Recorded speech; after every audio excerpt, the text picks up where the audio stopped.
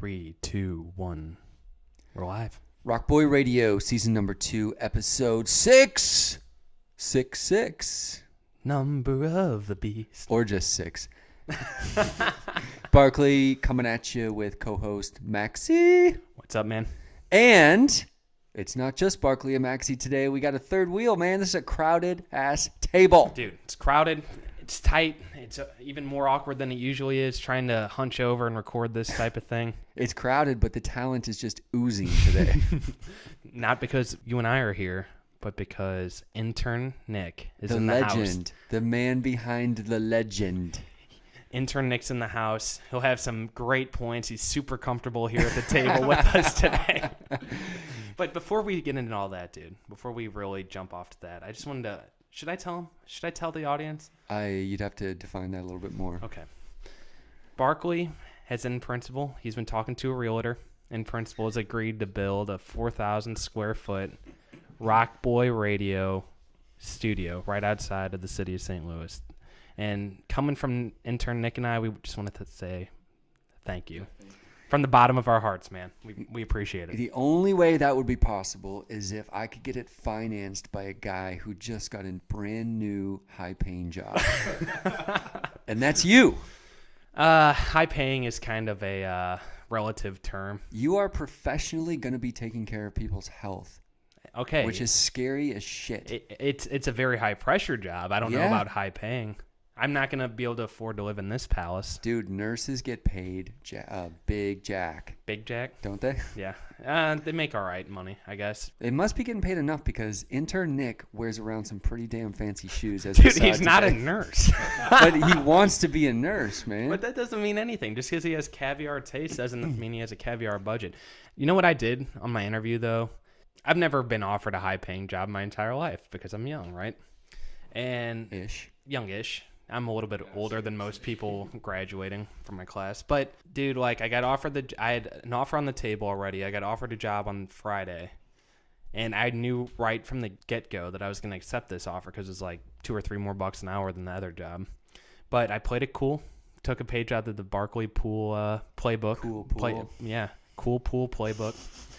And CPB. Yeah, so I was like, let me think about it over the weekend and let me really wrap my mind around if this is right for me, if this floor is what I really want to do. But I called him first thing this morning from the moment the doors opened at the office. I'm like 6:59 a.m. Yeah, I'm like, okay, yeah, I'll take it. But I'm excited, man.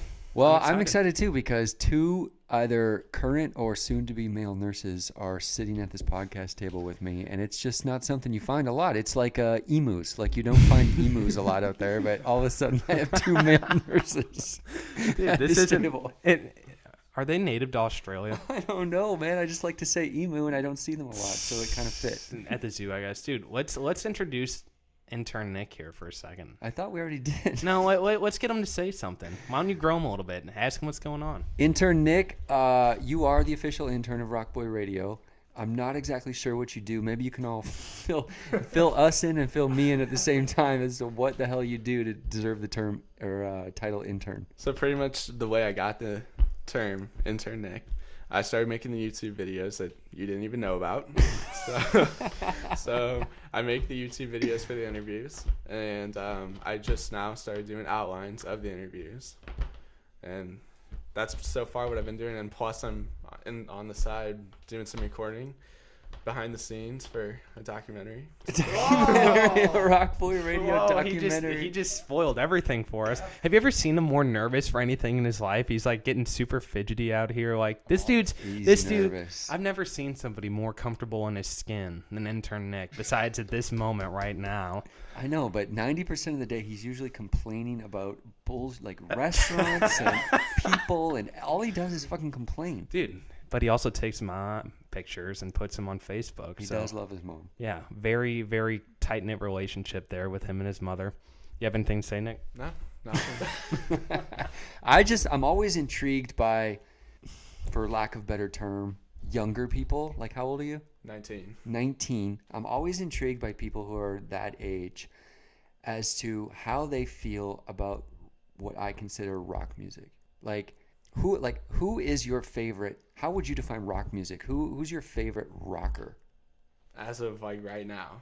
No, as of 22 days ago. Currently, it's Megadeth. That's all I've been listening to recently. See, that's a right answer.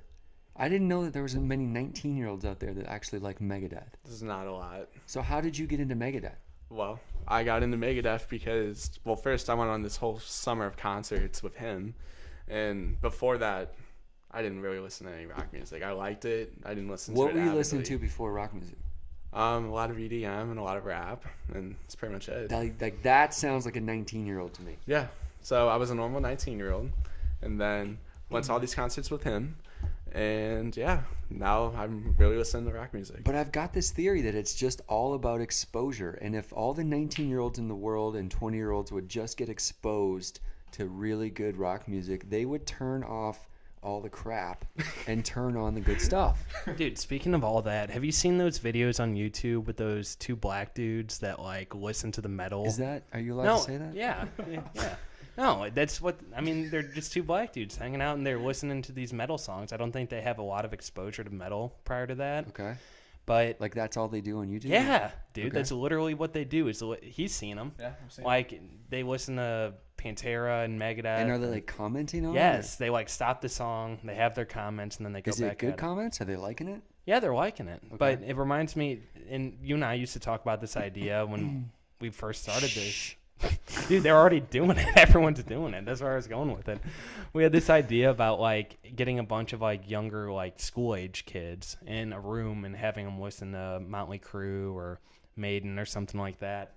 And now you see YouTube videos all over the place and stuff like that. So yeah. people are latching on, I think, a little bit. Like I'm always intrigued. Like if you took the song like Dr. Feelgood or something and played it for like a 15-year-old or 16-year-old who'd never heard it before, had no idea who Motley Crue was, do you think that they would think that it's a current song, and do you think that they would like it? Like, would it fit the mold of a current song, and would it be likable by them? I think it would take some adapting. I don't know how many people without literally... I mean, a lot of people that dude age... here likes Megadeth. Well, yeah, because I sat there and forced them to stand with me in the fucking 95-degree heat for 3 hours outside. Yeah, but does Megadeth sound like dated to you? Do you listen to it and you're like, oh shit, that's from like 20 years ago, man? No, it actually sounds very fresh to me. Exactly. So my theory is proven by Intern Nick. Well, I guess we'll have to test all these new theories on Intern Nick. He'll just be our human guinea pig out here.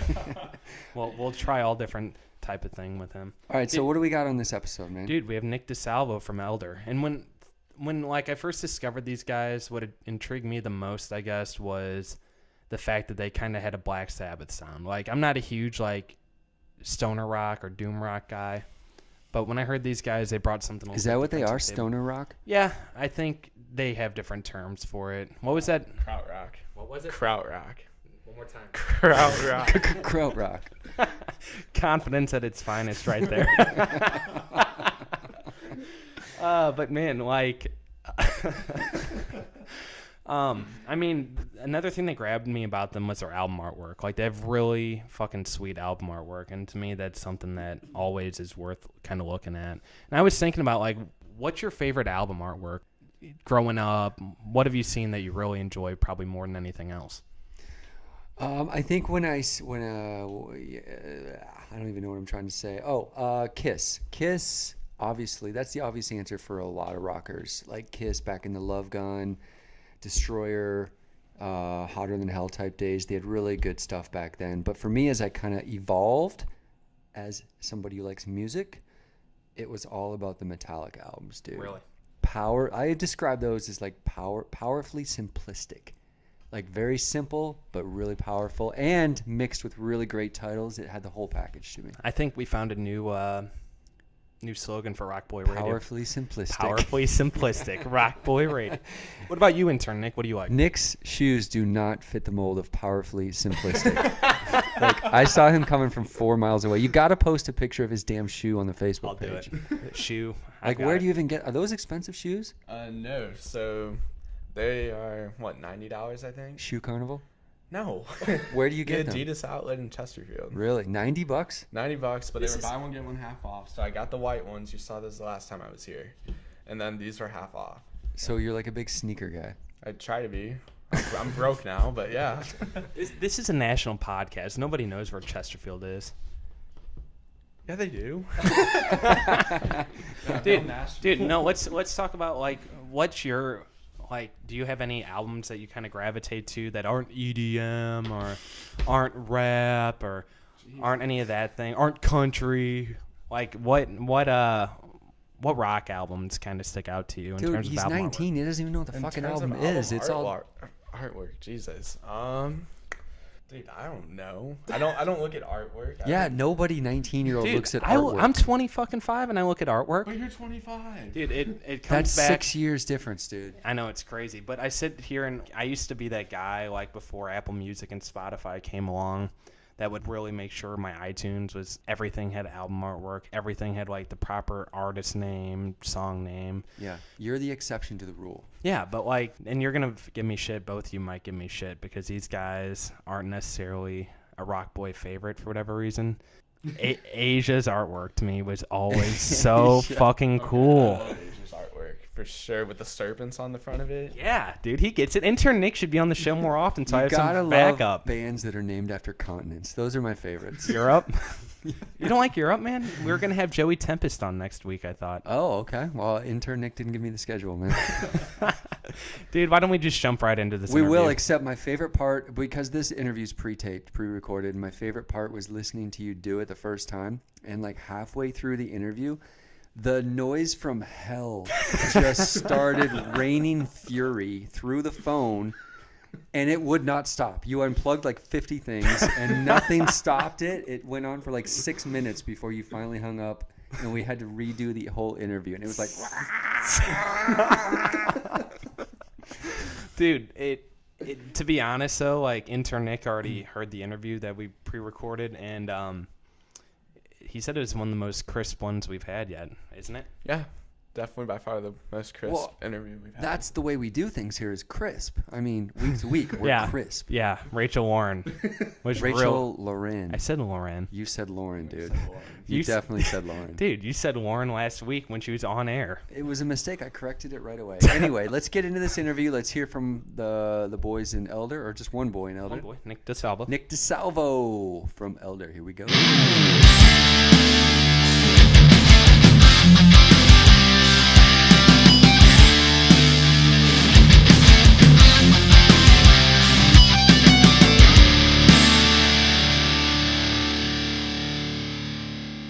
All right, we'd like to welcome to the show a guest really unlike any other guest that's come before him, Nick DeSalvo from Elder. What's up, Nick? Where you at? Where are you talking to us from today? Right now, I am just outside of our practice space in Providence, Rhode Island. We're just taking a little break from jamming. Wow, Providence. Is that, you got a good scenic view out there, or you looking at the ocean or anything? No, we're in like a decrepit, old, like burnt-out-looking warehouse building looking at a highway overpass. About exactly. Like most band practice spaces, I think it's in like one of the worst areas of town. So about exactly the opposite of what I guess most people would picture Providence, right?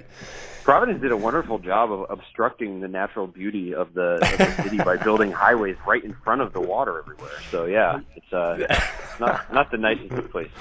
Right. Yeah, I mean, I'd say a band unlike anybody else that's come before you, because you guys are definitely the first, I don't know, stoner rock, doom metal, psychedelic metal. It doesn't really matter what the label is. You guys are unique to the show. To anybody that doesn't know you guys, how would you describe your sound? The sound is, I always give people like the one word answer that is just rock music, because it's kind of got elements of every sort of rock subgenre in it. You know, it's got like a very classic rock backbone, or Black Sabbath, something like that, you know, mixed with elements of doom, psychedelic metal, even stuff like Krautrock, or, you know, like even we try to add like textural elements that aren't often found in heavy rock music. So, you know, it's just kind of heavy progressive rock with all these other influences in it. I don't really know how else to describe it. What's Krautrock? I don't know if I've ever heard that term before. It was a term that I think BBC gave to a lot of like experimental German bands in the 60s that were doing kind of music unlike stuff that we were, you know, familiar with in conventional rock music back in the day. So like bands like Can and Amandul are like Kraftwerk, Faust. Those are some of like the biggest names. Yeah, and they, you know, they just did kind of weird. It was almost like a political movement as much as it was musical, so it's hard to pin it down what exactly it was, but kind of they're famous for this like motoric beat, really repetitive, building on it like one sort of theme, like the band Neu, Neu. They have these albums where half of the songs are just kind of noises and the other half are these like just long, very repetitive tracks of a like kind of drum beat. Yeah, but that's kind of far off from you guys. I mean, you guys have some good drum work in your stuff that I've heard from you. Yeah, totally. It's funny because we all really don't listen to much, like we listen to pretty mellow music. We don't listen to a lot of like heavy stuff and metal anymore, and that's kind of, maybe I like to think it's more of an influence in the music. It's an influence on us directly. Maybe it doesn't come out so obviously in the music, especially not the repetitive stuff, but. Yeah. I mean, that makes sense. I guess kind of when I discovered you guys, it was on Spotify, and it was one of those things when you're just browsing Spotify and you see artists and then you like hit the next guy, and then you're deeper and deeper into one specific subgenre. When I heard you guys for the first time, to me, it sounded kind of like Sabbath mixed with Yes, with maybe like a little Jack White style distortion. And in places, I mean, it's definitely an awesome sound. Like, how far off is my description from that? I think it's a great. I'll put it this way: it's a very flattering description.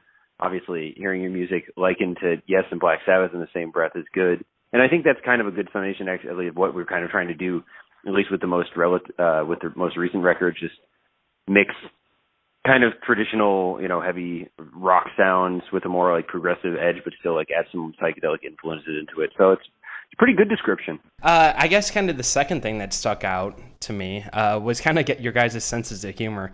I was looking at your guys' About section on Facebook, and you have a couple hilarious testimonials. The first one says, saw them live in New York City and hung out with them outside the show. Pretty good show, but kind of disappointed that they were regular old hipsters. Not that interesting. Also, the crowd was weird, period. And that was attributed to a YouTube testimonial. And the second one reads, I expected some 5-piece band out of old ass, bearded fat asses, and got skinny jeans and his followers. Great band anyway. Another YouTube user. I mean, like, is it important to have a good sense of humor when you're in a touring active rock band? I don't understand how some people even manage to play in bands and not have a sense of humor, or at least enjoy what they're doing. I mean, it's different for us too, because we've been, like, we're longtime friends. We've been friends since, we were in elementary school, at least me and our bassist, and I met our drummer, just a few short years after. And it just kind of stems from our goofy personalities, and we enjoy having fun. We laugh a lot together, and we kind of do it all for the fun too. And there's no use in taking yourself too seriously. So I don't know. I mean, it's kind of a dual-edged sword. I do, like, of course, we take the band, we take music, deadly seriously, but at the same time, we're not trying to cultivate some image of being like, super hard ass metalheads who, like, right, we just are who we are, and like anyone who's going to come to a show is going to see that we're laughing and having fun on stage too. So it's just kind of what it's kind of is who we are as people. Yeah, and that's funny because whenever you talk about that type of thing, the first thing that my head ricochets to, I guess, is thinking about Rush. And they have that same kind of camaraderie. They've grown up together, and then they take their music extremely seriously. But outside of that, like when setting up this interview, you informed me you're living in Germany. Does the whole band live there, or is it just you? No, it's just me. Wow. I mean, like, why the move out there? Was it just for the beer, or is like the doom psychedelic community bigger out there than it is in the States? Like, what inspired the move out there? It's kind of a longer relationship I've had with the country that began when I was an exchange student there in high school, and I went back there in college for a year, and then I went back after that later to teach English for another year, and then I ended up meeting my current girlfriend, who's from Italy, and I just happened to be in like a weird spot in my life 2 years ago now where I was like having a string of bad luck with jobs and housing and stuff, and she was just kind of like, hey, why don't we just move to Germany? And I was like, you know what, fuck it. So we just kind of packed like my guitar and shit and just like, well, boys, we'll see how this works out. And it was almost like a spontaneous decision. I don't know, I've always really liked living over there. I kind of identify with a lot of elements of that, country's, maybe not culture in a traditional sense, but at least, in like a contemporary sense, like political climate and all that sort of stuff. It's just like, it's a really cool place to live. And I was just kind of sick of living in New England. And that's it. It was kind of from one day to the next, like, yeah, let's just try it. And it ended up working out. So I've just been over there for about 2 years now on this stretch. Yeah. Is there any more like hostility towards Americans over there right now with everything that's going on in this country? No, not really. I've never encountered hostility over there. Even, the first time I went over there was during the Bush era, and I remember being really worried that I was going to get like spit on or something. And people are really good at differentiating. Like right now there's more degree of like sympathy for Americans for having Donald Trump as a president than there is like any hatred, Right. And people are like kind of, really bamboozled by a lot of our more curious problems, like, that we can't get like gun control together, for example, or like we can't stop some of the fundamental problems we have, or like that we don't want universal health care. They're just like, they don't understand it. They don't hate us for it. I think they're just more curious. That's Germans, at least. I don't know about the French or, other countries. Sure. And I mean, anytime you have Merkel and Trump in the same room right now, it's definitely an interesting combination. Yeah, it's great photo op right there. I mean, your new album, Reflections of a Floating World, came out this year. What distinguishes it from other albums you've guys done in the past? I think it's definitely a more well-rounded album than its predecessor. It's kind of weird. I don't know if you heard all the albums in length, if you just recently discovered us, because the earlier albums were more, Dead Root Stirring is a pretty straightforward, doom stoner album with some little psychedelic flourishes. That's a pretty solid album. Lore felt to me like a transitional album, like we kind of knew where we wanted to go, but we didn't quite get there yet. And Reflections to me is kind of that idea fleshed out. And I think that's what makes it more distinguished. And we really took a lot of time in the studio. To me, I just hear all the extra things that we spent our time, polishing and making sound just the way we wanted to. It just is the first album that I've been totally, satisfied with. Of course, you always find little things to pick apart afterwards, but yeah, to me, it's definitely just the most complete product that we've ever, made. Yeah, and I mean, that's interesting because every time you talk to an artist and they talk about their previous albums, there's always some bit that they don't like. There's some part of some song that they wish they would have done differently. But like when you transition to like a live setting, do you guys your songs are short songs, 10 minutes for you guys. Do you do a lot of improvising, or do you try to play each song note for note, or how does that work out? We're in a weird spot right now because we just added a fourth member to the band, and so right now mostly focused on keeping everything as tight as possibly can be. And so unfortunately we improvise, but within the realm or within the predefined limits of a certain part. We might agree, okay, like this part, we can jam it, or we can not jam it depending on how we feel at that particular moment. So it's kind of open-ended, but we're definitely not a jam band. And with so many parts, I think we benefit from keeping things as close to the record as possible, so that also the audience, we notice, like as much as we enjoy long songs, like people do lose steam after playing for 15 minutes, and if you want to like jam for another 5 minutes on top of that, a lot of people like start yawning or like going to get a beer, So right, and practical reasons too. Yeah, I guess like staying on that subject, I know art is art and all that type of thing. Being that your songs are so long, how much do you think that hurts you in something like Spotify or other streaming services where they pay you based on like completed streams, not just partial plays? Oh, well, I mean, Spotify really, they pay artists fractions of a cent for each stream. So it's just a drop in the bucket. It's like we might be getting like $3 monthly, or we might be getting $5 monthly. So wow. I think, yeah. But, at the same time, you wouldn't have discovered us had it not been for that very service. So sure. The whole thing, it's got drawbacks and it's got, advantages. Sure. But the long songs, I don't know. It definitely, we're not ever going to be a viable, commercially viable band, and that's good as far as I'm concerned, because none of us really want to be part of that entire world. So sure, it's fine. I mean, I heard in a previous interview with you guys talking about like choosing songs for like a predetermined, like the way that music works is like they give you 45 minutes for a live set or whatever. Do you prefer to be on your own bill and maybe not have like as big of an audience, or would you rather like be on a bigger bill with a bunch of different bands and have maybe, you know, a half-hour set or whatever?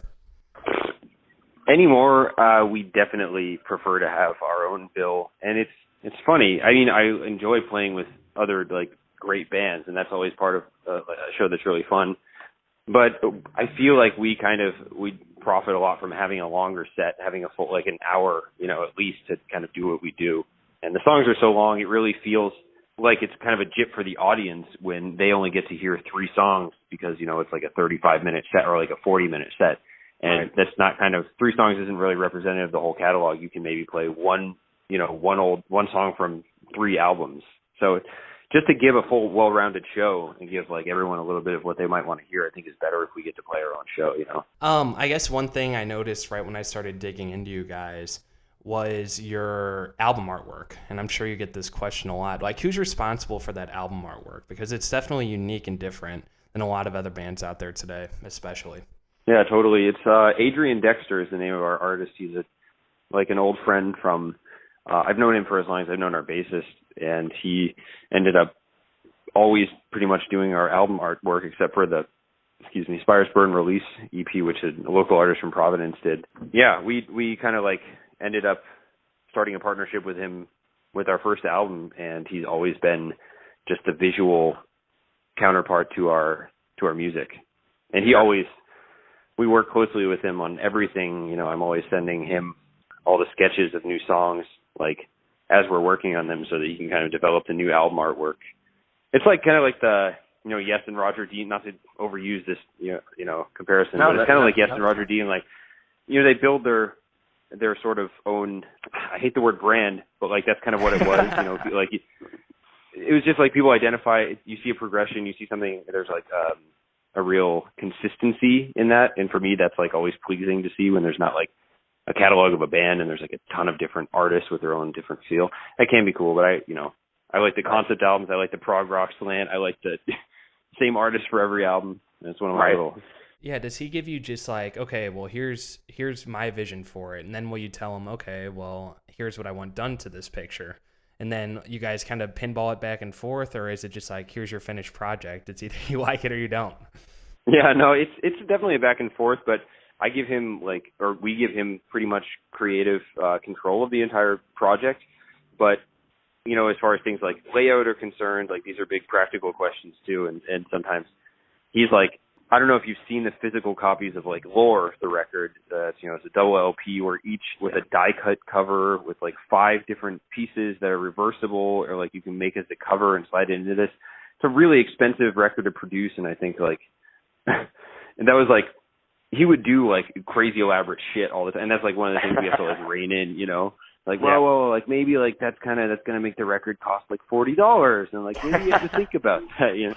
Right. But you know, he basically does everything. He's yet to come up with something that I didn't, you know, immediately agree with. He's just kind of we've always vibed on that level. So yeah, for sure, man. And I mean, I don't want to take up your whole day, but this is kind of the last section that we like to go through, and it's called rapid fire. I'll just ask you a quick question, and you give me the quick answer that comes to your head. All right. So stout or lager? Oh, lager. Favorite city to tour in outside of the Northeast? Ooh, that's a hard one. I don't even think I have a favorite. Gun to your head. Where are you going? I'm going to Berlin. I hate to say it. Okay. Grape or strawberry jelly? Strawberry. Best show on Netflix right now? Better Call Saul is the only one I'm currently watching. Well, there you go. Favorite female fronted group? That's a hard one too. I'm gonna say Jex Toth. And you can't get too much further away from Elder with this, but I was trying to think of the 2 most contemporary classic rock bands out there. So Journey or Foreigner? Foreigner, definitely. One thing that you have to have on the road with you at all times? I don't want to make this public, but you got to have the baby wipes. No, that's a great answer, man. It's a great answer. And I appreciate it a lot. Thanks for coming on the show. And absolutely, thank you for doing the interview. Sure, best of luck to you guys and Elder, and hope to catch you guys around St. Louis anytime soon. It's where we're based out of. So yeah, that'd be awesome, man. Well, all right, you know where to find the tour dates. Yep, sounds good. Appreciate it, man. All right, take it easy, dude. Bye. Yeah, you too. There we have it, Nick DeSalvo from Elder. Probably one of the smartest, most well-spoken dudes we've had on the show so far yet. Kind of a shame we had to cut the interview so short. We had a lot going on that day. A lot of different technical things, as you heard in the intro, but overall it turned out really great. A lot better quality than the Rachel Lauren interview last week in terms of just sound quality. But overall, really cool stuff from him. Go ahead and subscribe at rockboy.podbean.com. Follow us on all the socials. We have Christy Major from Pretty Boy Floyd on next week on RockBoy Radio. We also might have another special guest. You guys all met Intern Nick today, but another special guest next week in studio. Other than that, see everybody next week. RockBoy Radio.